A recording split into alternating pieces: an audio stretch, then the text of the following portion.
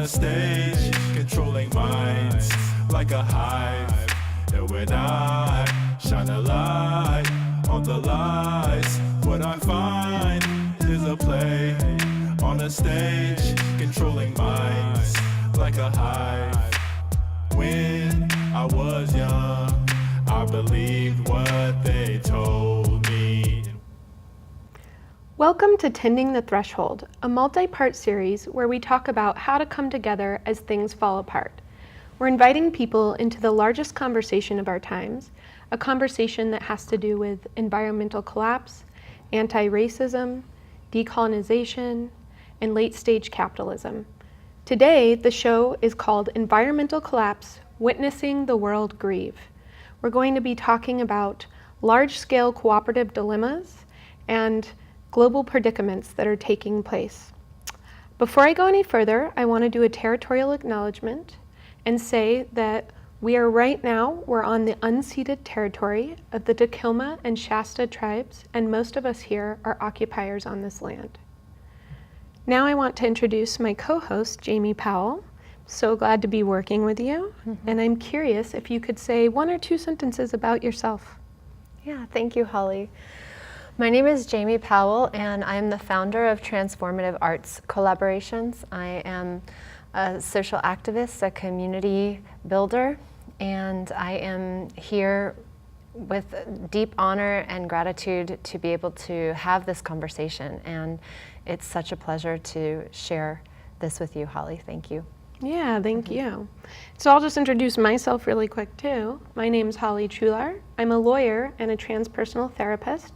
I work specifically with collective grief and trauma, and I also do some community building. And today we're here with our special guest, Dean Walker. And so I'm going to ask you to introduce yourself in just a moment, but I also just want to say how excited I am to have you here and have you both talking and meeting each other. You're two people that I just really love. And so I'm super excited for this. And so, Dean, I'm curious if you'd be willing to introduce us to you and your work a little bit, and also sort of asking you the question of what identities do you lead with? Thanks. Yeah. I guess identities first. I identify as white male and long-time privileged and hetero cis sexual identity, and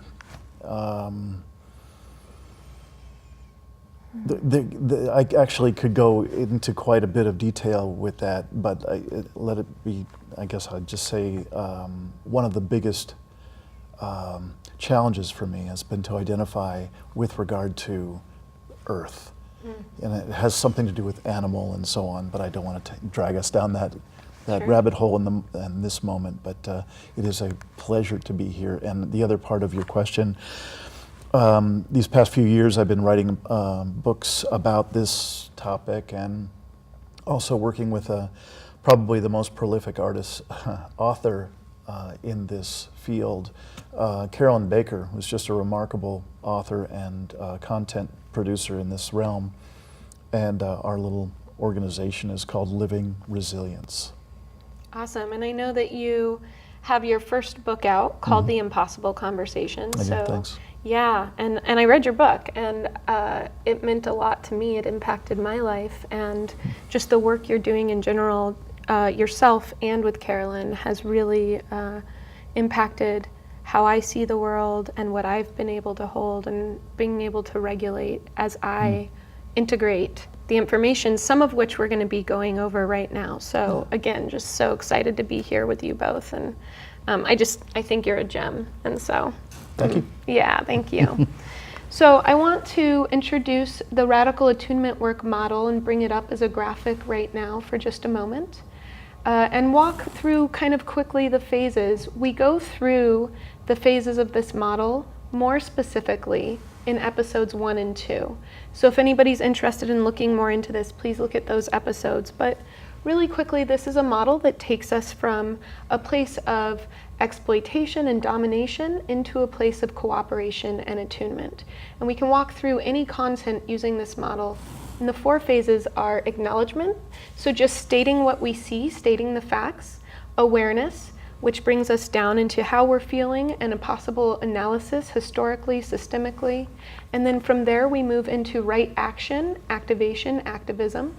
And then from there, we move into the last phase, which is called ascension or expansion, where we maybe feel a larger sense of self and then are able to acknowledge more and start over with the model.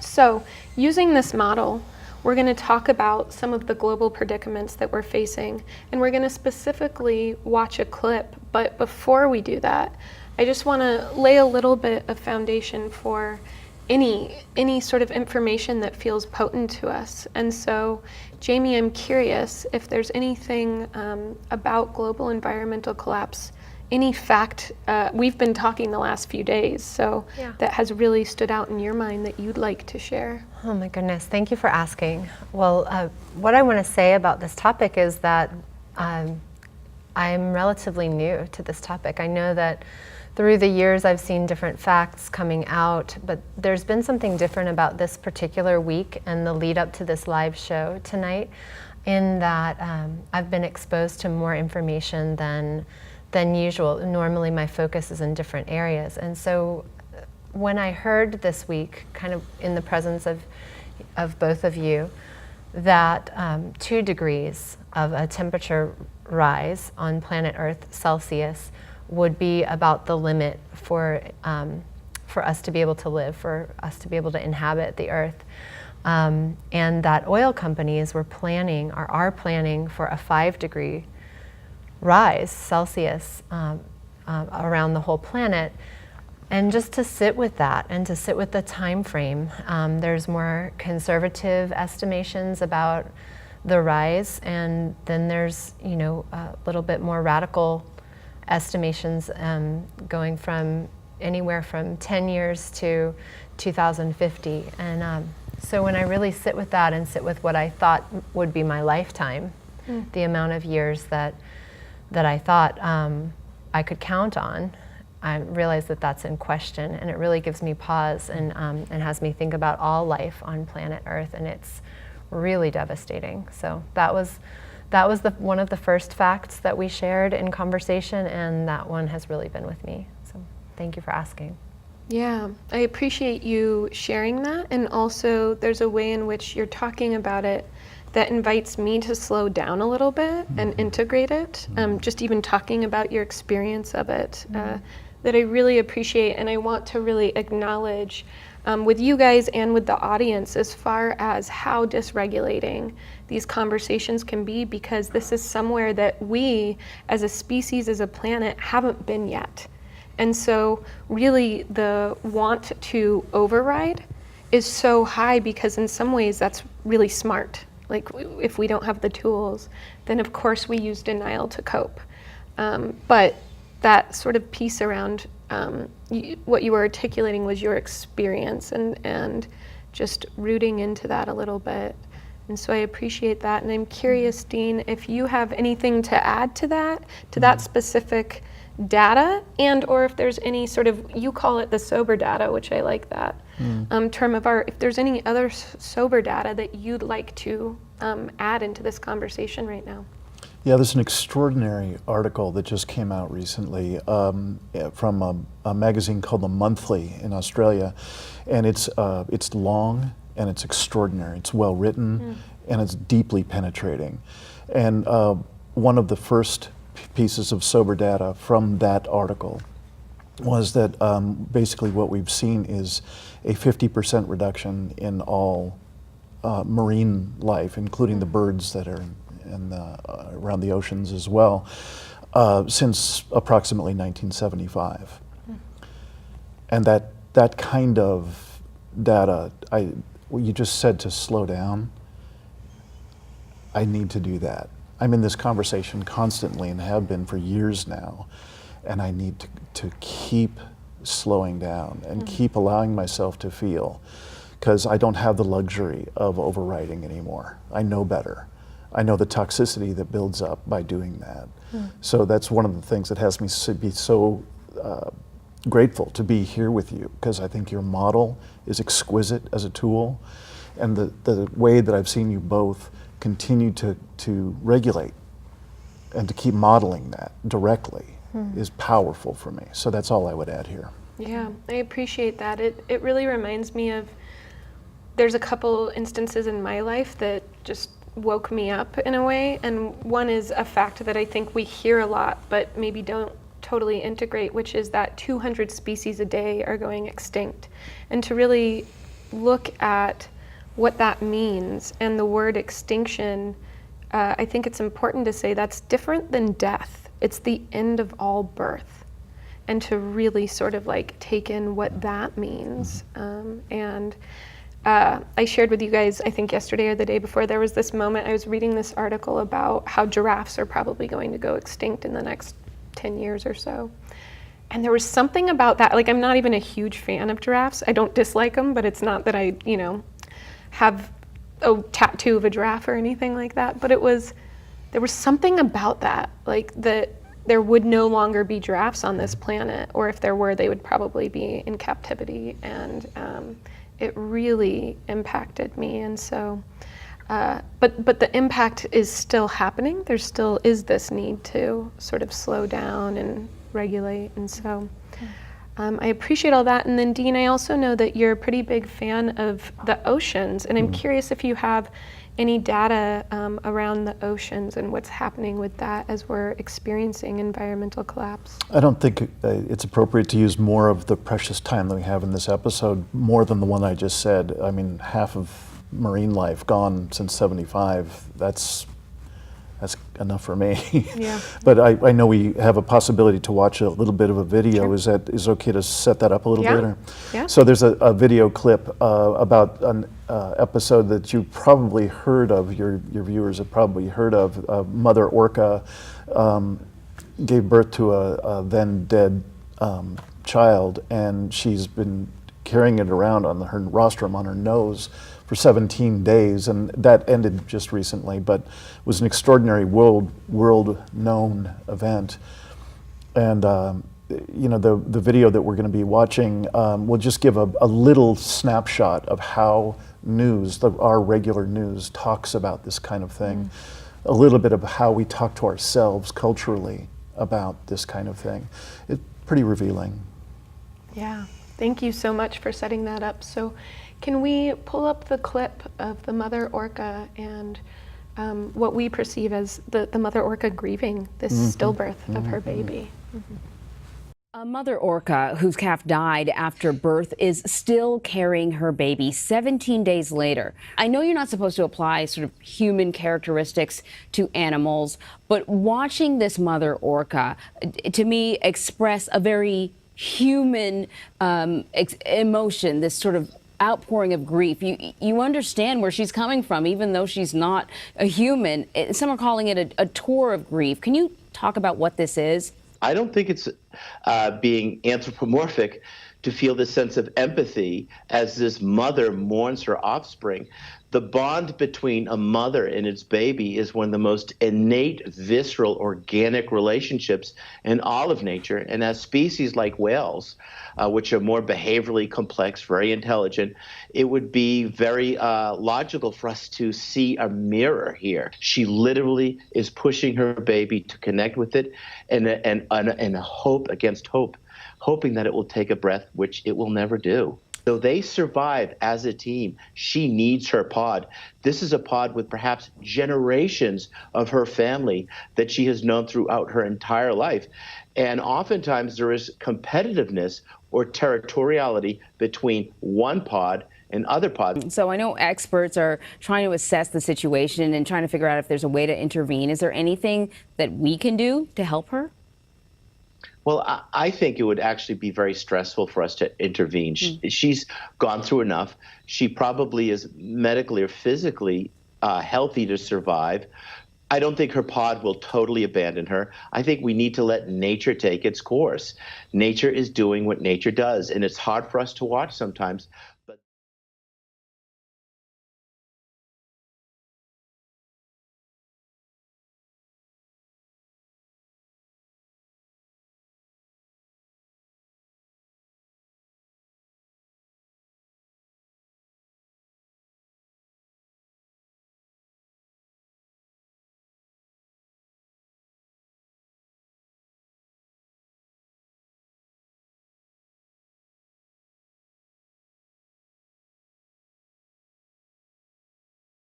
So I'm curious, after watching just a little portion of this clip, what feels up for either of you? We're really moving into this awareness phase in the model where we will talk a little bit about what's happening for us somatically, emotionally, and even if any of us want to, an analysis of like, how did we get here?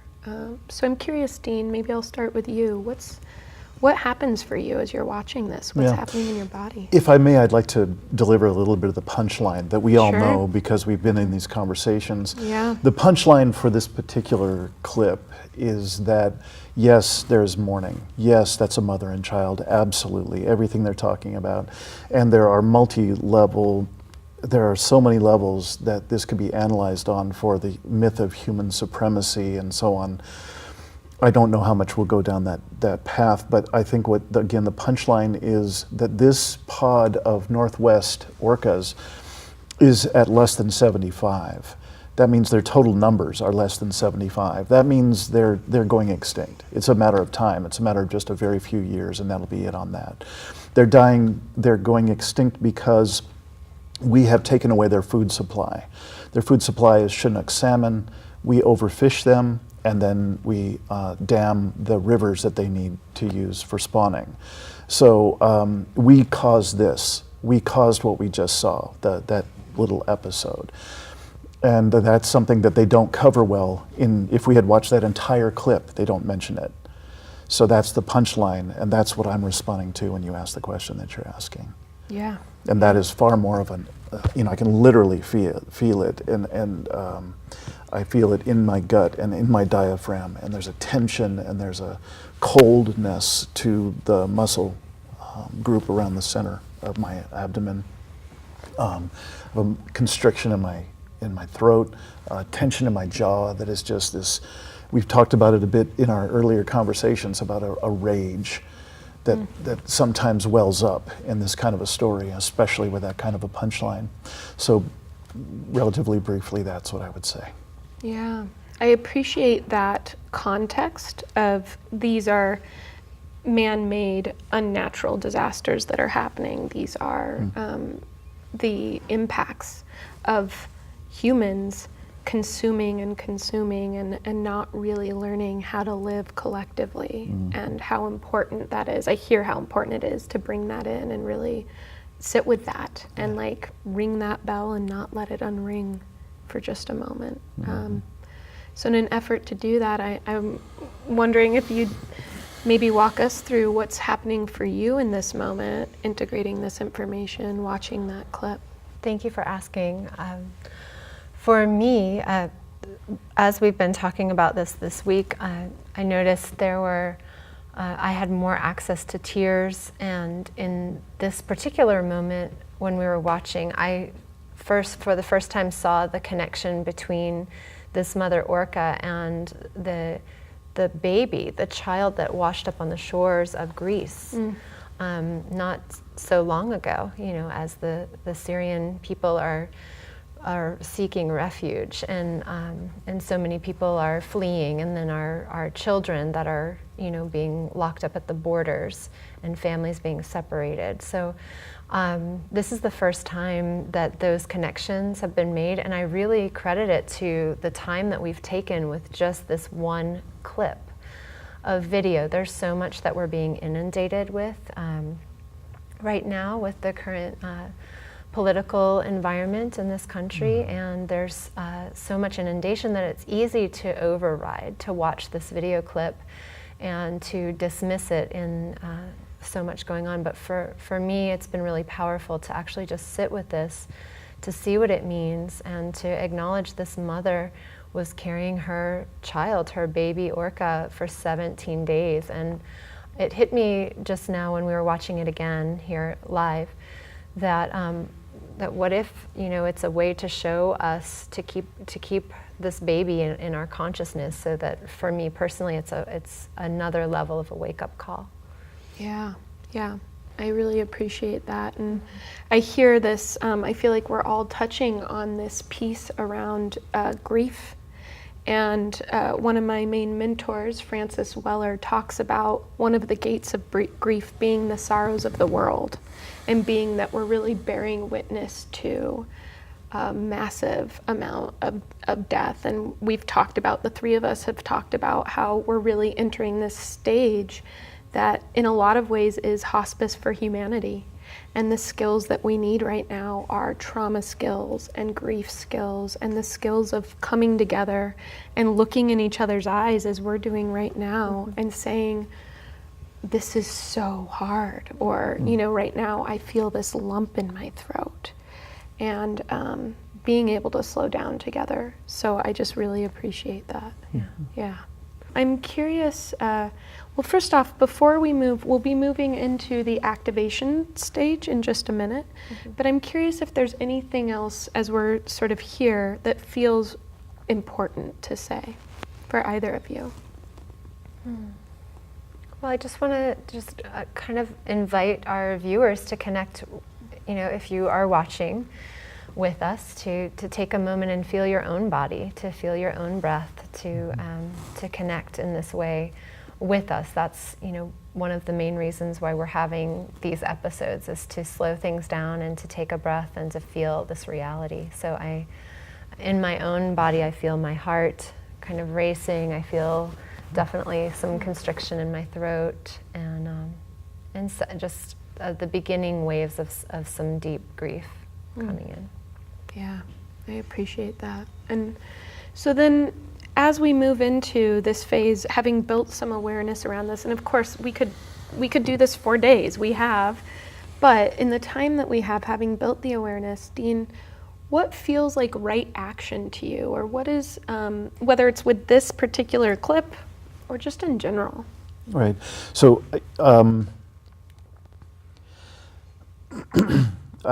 to just jump ahead to my orientation after doing so much research about not just climate change or abrupt climate change, but also a number of different metrics of our destruction of the planet, basically. I don't hold out a whole lot of hope. I'm not a big hope guy. I'm not a big, I'll get on the bandwagon and we'll save this or save that. So oftentimes when I get to this place with your process, I find myself in the action that seems appropriate is action of that's extraordinarily local. It's in my system. It's in our relationships in this moment. And that's where the power is for me. That's where the life-givingness of this process is for me. And that's the appropriate level of action most times. It's not that it never happens, and it's not that I don't get up and stand for causes, but just there's a depth to your process, and that's where I end up a lot of times. So at a new level of regulation, there's a real honoring of when each person shares, and this is new to me, and what you're experiencing for perhaps your first time, I get to be with you in that moment. That's exquisite. It's an extraordinary thing. So I hope that's not too vague an answer, but that's where I go in this particular topic with your process. Yeah, that's perfect. I really appreciate that. And Jaime, I'm curious, what leads you towards right action, or what is the action that feels most fitting for you at this point? Well, for me, I think of the privilege that I have as a white woman, as an able-bodied person, and I think of, you know, what are the things that I can do to, in my immediate circles, to share information like this. And this TV show that we're doing is one example of that, but there's many other things that are possible locally to connect people, and also to really enter the grief process communally. So I'm interested in that work, and the work that you do, honestly, Holly. Thanks. Yeah.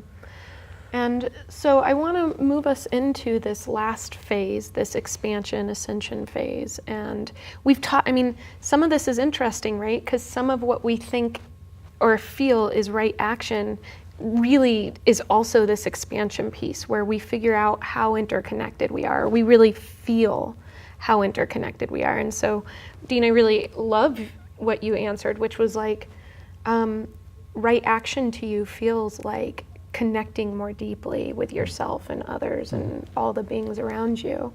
But I'm curious for either of you, and I'll start with you, Dean. What feels like, what are some of the practices that help you to move into this expansion phase? What does that look like for you? I want to just jump back for one moment and appreciate Sure. what you just said about, I forgot to mention that I just stopped eating salmon, and I've stopped eating seafood. And that's been for quite a while now. So I had just overlooked that, and I appreciate you mentioning it. So that was back in the activation, actually the awareness phase, sorry. The practices that I am doing, I put them all through a filter. The filter is, does this reconnect me in some significant way with either my deeper self, with other people, or with the earth? And then, since being around Francis Weller quite a bit, I've added soul to that list. So self, others, earth, or soul. And if it doesn't connect me with one of those in some significant way, I don't have that as a practice. I don't have time for it. So I have a substantial set of practices in my life, and it's been engaged for quite some time. I don't know if that's as specific as you'd like it to be as an answer, but. Yeah, I mean, I think that we're only going to get to really touch the iceberg for this last phase, and that's totally okay. Sometimes we don't make it all the way through the model.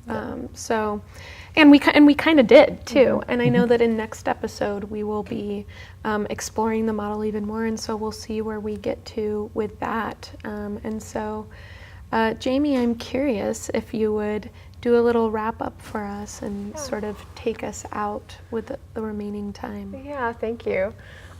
So I just want to acknowledge, Dean, your resilience bridge that's coming up. Is there a word? Can I say that for you? It's October 11th through the 14th, and I'm guessing people have seen your website or have your connection for your event.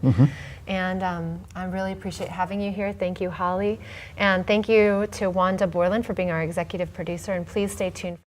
When I was young, I believed what they told me. And when I was young, they really tried to mold me. But then somehow I knew it wasn't true. They were confused. I had a clue within my soul that led me to a higher truth. But then somehow I knew it wasn't true. I was confused. I had a clue within my soul that led me to a higher truth. When I was young, I was told the greatest story